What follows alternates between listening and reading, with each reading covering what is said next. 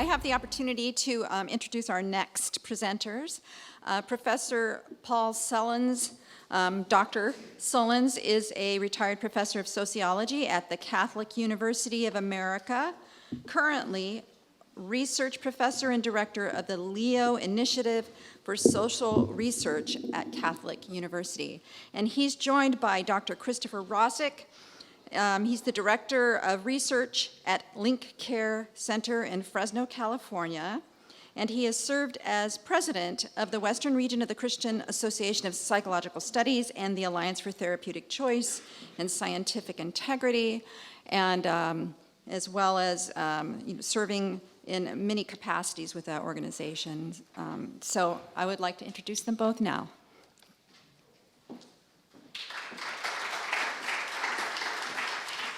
It's a pleasure to talk to you this morning. I know we're up against lunch, so I won't be offended if I hear stomachs growling.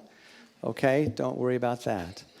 I want to talk to you today. I get to do the first half of this presentation on this study that was done. We did, in part, on this sample of 125 men. I will look at the aspect of the study that focused on effectiveness of change-oriented care.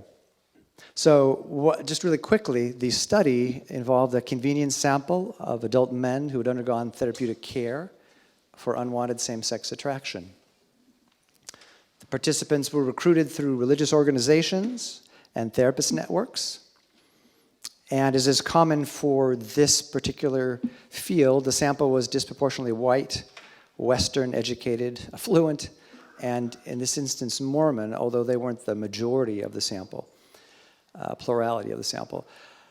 Approximately almost 90% reported attending religious services at least once per week, and the participants utilized a number of different types of modalities for intervention here, including support groups, religious support groups, pastoral counselors, same-sex retreats, marriage and family counselors, psychologists, and to a lesser extent, psychiatrists and social workers. So this is a table from the article. Just to point out a few things regarding this, you can see the sample in terms of married. What's interesting is that a number of, high percentage were married for a long time. So I assume from this that they were in heterosexual marriages. Age was pretty well distributed. Race was obviously, again, highly white or Caucasian. Household income was relatively distributed, evenly distributed. Educational attainment, this is common as well, a highly educated group. And again, church activity, church attendance, a highly religious group. Mormons were about 30% of the sample, but kind of generic, unspecified Christians were also part of the sample here, as well as other denominations. And the sample was primarily from the West Coast, or included other regions of America. So the perceived change or stability of sexual orientation was measured by ratings to 8 sexual experiences. And what participants did was they would, at the time of the study, they would rate their experiences retrospectively 6 months before they actually sought help, and then at the time they were taking the survey for this research. And again, the measures included how often they had homosexual sex, experienced homosexual passionate kissing, looked with lust or daydreaming about homosexual sex, desired romantic, emotional homosexual intimacy, had heterosexual sex, experienced heterosexual passionate kissing, looked with lust or daydreamed about having heterosexual sex, and desired romantic, emotional heterosexual intimacy.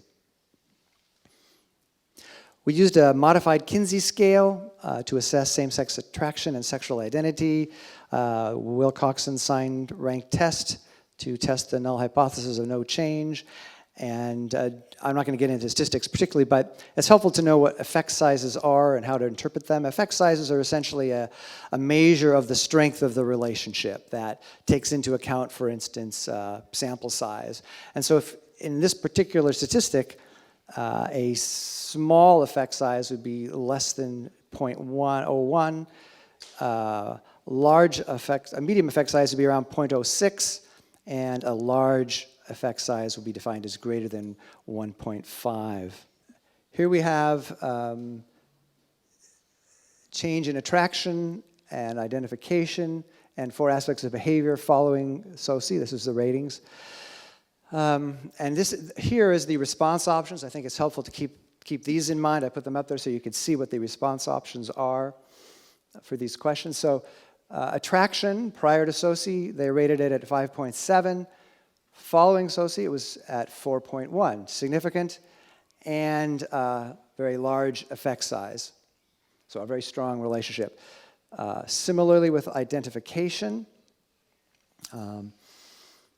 with homosexual sex, it also decreased. And similar drops in, I think, the other dimensions. We did, I think, here reach some what we would call floor effects, where the frequency is not that much to begin with, so you don't see as dramatic kind of change. But in most areas, it was a significant, very significant change. So in considering these different outcome categories, about 69% of the sample reported some remission, right? Partial or full of unwanted same-sex attraction. 54% reported some remission of identification. 45% reported some remission of homosexual behavior. Now, some things to consider: that full remission of unwanted same-sex attraction or identification was achieved by only about 1 in 7 participants. Obviously, this level of dramatic change occurred about around 14% of the sample. And about 1 in 4 reported full remission of homosexual behaviors. And finally, a substantial minority of participants reported no effect or negative effect for same-sex attraction. So, in other words, 27% about had no effect in terms of change of same-sex attraction, and 4% had a negative effect. And the same, you can look at the statistics for identification and behavior. Just to notice, though, that the negative effect is very minimal. Now, interesting, we looked at married men and as compared to unmarried men, and found that they in particular seemed to benefit by reduced same-sex sexual behavior following their change. And so effectiveness of change efforts may especially be impactful for men who want their sexual behavior to come into more congruence with their religious values about marriage. So for the unmarried subsample, about 48% were engaging in homosexual sex before their SOCE, and after their SOCE or their change effort, only about 27% were. But then when you look at the married men, it's quite dramatic. 70% were engaging in homosexual sexuality, sexual acts, and following their change effort, only under 14% were. So that obviously could make a huge difference in the ability to maintain a heterosexual relationship, a heterosexual marriage, which is what many aspired to. So both those participants still in therapy, we looked at those in therapy and those who had since ended therapy, but those still in therapy and those who completed therapy reported mean reductions in same-sex attraction, identification, and behavior. Those still in therapy began with higher levels of same-sex attractions, identifications, and behaviors, and their levels were still higher than those who were no longer in therapy. A smaller proportion of men still in change-oriented therapy had achieved full remission, not surprising. And men who ended their change efforts reported a higher rate of full remission than was reported in the full sample. So those who dropped out, in a sense, or finished their therapy, many of them had done so because they had achieved their goals. This is the table relevant to those statistics. You can see where they started with attraction, those still in therapy, and then what their current levels were compared to those who were no longer in therapy, where they started and where their current levels are. So it's pretty consistent across the board of attraction, identification, and behavior that you see a little lower starting point for those who are no longer in therapy, both at the initial and at the last ratings. And all of this was very significant. The pursuit of change was associated with greater congruence among the components of sexual orientation, i.e. attractions, behavior, and identification. And this was reflected in increased correlations between these dimensions following change efforts. So prior to their change effort in therapy, attraction and identification were correlated at 0.63. Now, correlation, of course, 0.1 is a perfect correlation, so just so you have the context here. And after their SOCE, the correlation is 0.83. That's very high of movement of attraction and identification together to be congruent. Attraction and behavior prior to their therapy was not significant. It was very small, the congruence. But after therapy, it had gone up very significantly to almost 0.4 correlation. And a similar pattern for identification and behavior. Again, all significant. And this is kind of a graphic representation of this congruence. And particularly of interest is this sort of grayish-green slice, where that's the full integration of behavior, identity, and attractions. So there was essentially a threefold increase in congruence among all components of sexual orientation, from about 5% to almost 16% of the sample achieved full congruence. This increase was overwhelmingly in the direction of heterosexual functioning and identity. And it represents a collective change in the sample that we think could not have been recognized by participants, and hence it was not a function of self-report bias, which is sometimes part of the accusation that goes on with this research when it's of a convenient sample nature.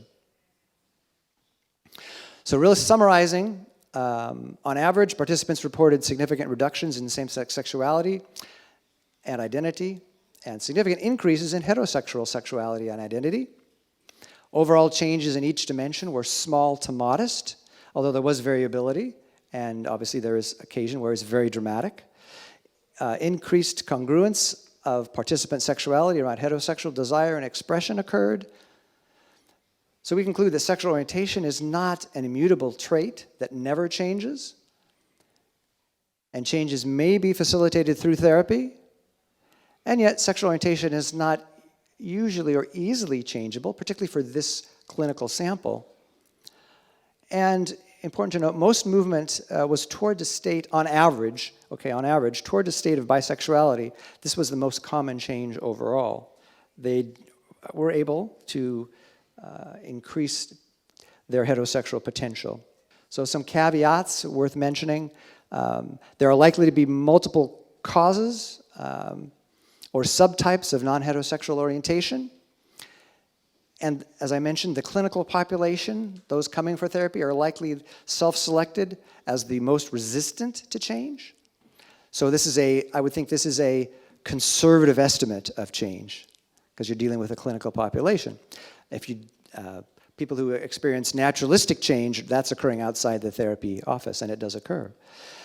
This may explain why research based on clinical samples reports much less change in the components of sexual orientation than do population studies. So really quickly, I wanted to kind of compare our results on effectiveness with the two prospective studies that have been published. How do these results compare? One was the Jones and Yarhouse study, that's Dr. Stanton Jones there, and then the Pela and Sutton study. You know who Dr. Pela is. So this was from Jones and Yarhouse study, and what I would point out is the numbers are quite similar to our numbers, and their study was a study of religiously mediated change. These weren't people necessarily in therapy. It was an exodus involved individuals who were the subjects for this study. But you can see, if you look at the scale they used and the numbers they started with, the beginning, 3.4, and after this 6 years of, I think of 6 to 7 year longitudinal time, was down to 3.3 on this scale. These are roughly equivalent to what we found, and I think it's confirming that our results are more likely to be accurate, again, and not reflective of a lot of bias. So and Jones and Yarhouse did look at what they would call success of their participants. About 23% reported success and experienced substantial reductions in homosexual attraction and substantial conversion to heterosexual attraction and functioning. Another 30%, so over half the sample, did succeed. The success chastities, they defined it as they reported homosexual attraction to be present only incidentally or in a way that does not seem to bring about distress, allowing them to live contentedly without overt sexual activity. There were failures, but much less so, and you can look at that, and I won't go into the details, I think, at this point. And then finally, this is a chart from the Pila and Sutton study. I think looking at their scales, you can see at the baseline about like same-sex attraction experiences, opposite-sex attraction experiences, sexual attraction identity rating, where they start, and the lowest point around 18 months or 24 months. It's significant. All this is significant. And I think, but overall, on average, it's modest. And so it does concur with our data. So some tentative conclusions, and I'll wrap it up my section with this. Significant minorities of those seeking change report reductions in same-sex attractions, behaviors, and/or identities that they find meaningful and satisfying. These changes typically represent movement towards more heterosexual functioning, although usually it represents a more bisexual adjustment. Categorical change appears to be relatively rare, perhaps 10 to 15%, though of course highly significant for those who achieve it. And most change appears to occur relatively early in the change effort, about 6 to 18 months. Again, I caution over interpreting this in that this is a clinical sample again. This is a sample that's likely to be most resistant. So this is going to be a conservative estimate of change. Now, I had some personal contact from Dr. Walter Shum, who did some analysis on some of this as well, and he found that maximum overall effectiveness peaked at about 150 sessions, after which it fell slightly up to 200 sessions, and he found the greatest increase in perceived helpfulness came between 0 and 50 sessions, with the next greatest between 50 and 100 sessions, with a slight increase at about 150 sessions. So that's worth knowing for a client. Some subgroups of non-heterosexual people may be more likely to experience change as a result of change-oriented care.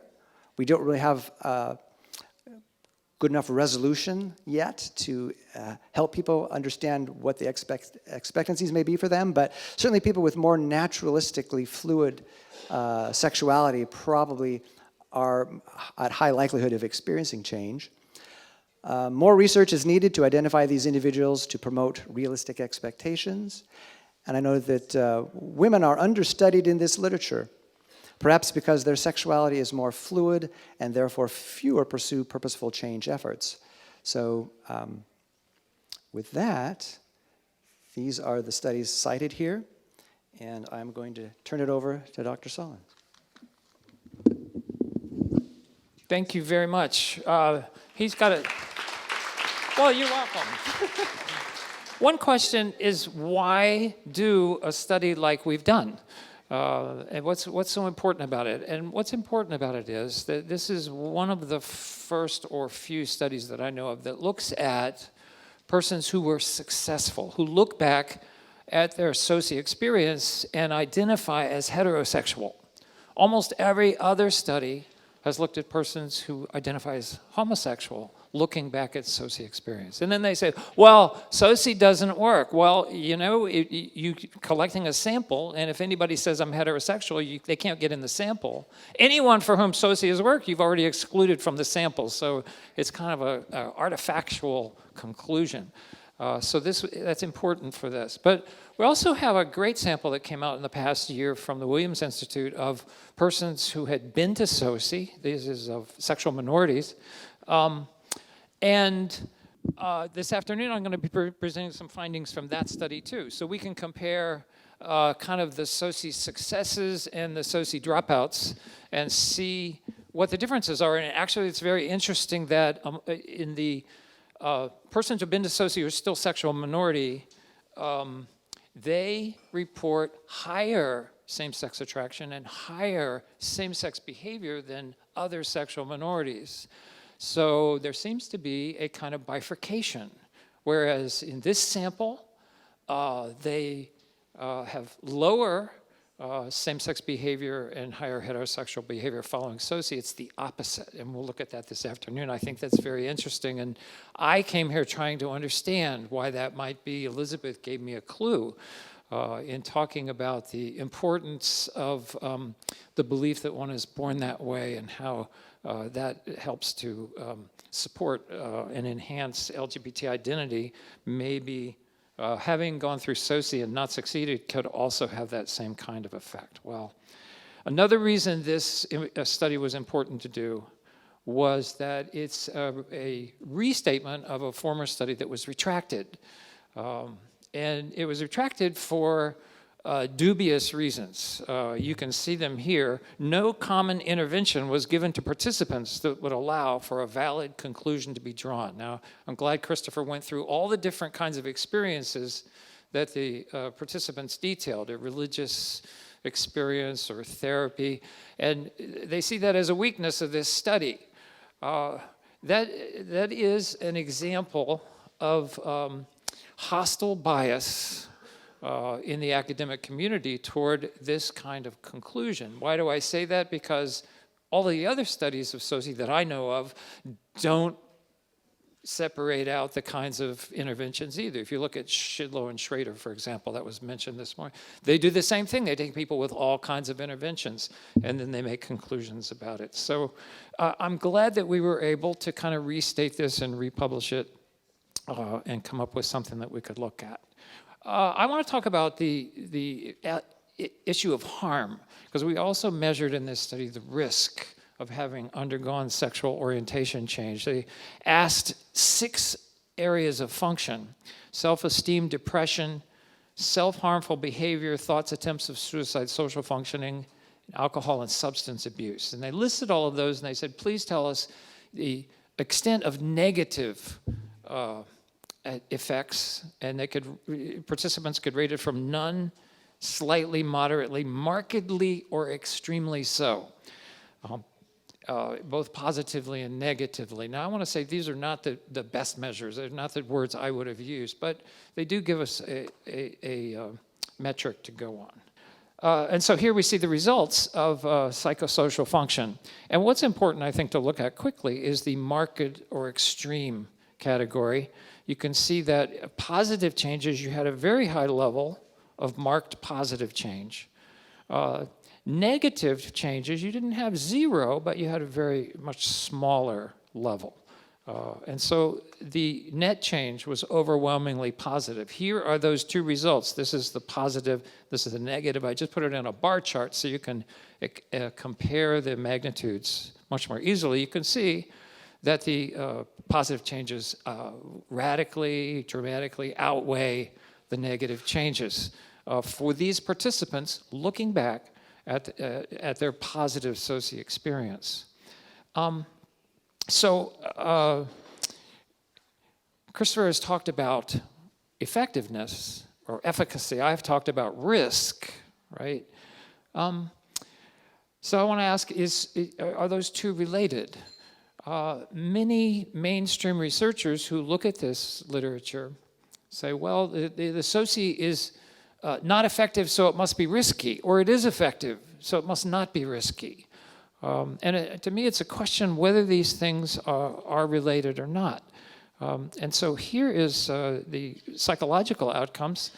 From current heterosexual attraction, you can see that all of the predictors are positive. So for those men in this sample who reported current heterosexual attraction or higher levels of that, they tended also to report higher positive outcomes. Current homosexual attraction, which is what they were trying to get rid of or to diminish, those who have higher levels of homosexual attraction have negative reports of outcome risk. This is not in the paper. There's just a little plus that I've put together to think about these things. The degree of change is from same sex to opposite sex is also related positively to the psychological outcomes.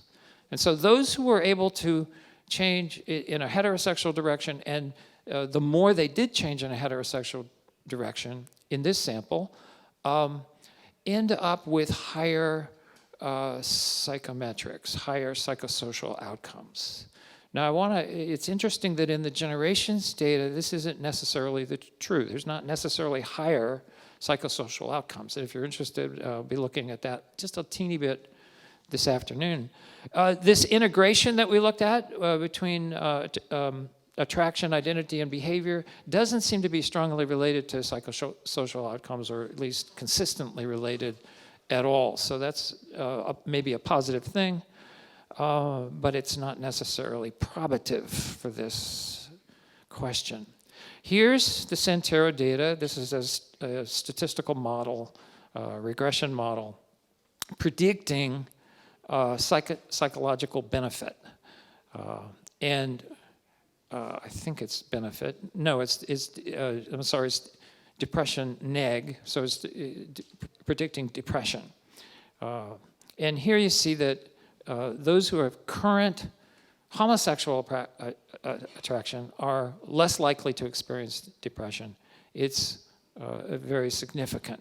But current heterosexual attraction, they're more likely to experience depression, but it's not significant. So it's the retention of homosexual attraction that leads to more negative psychological function in this group. Here's the same question looked at in the generations data.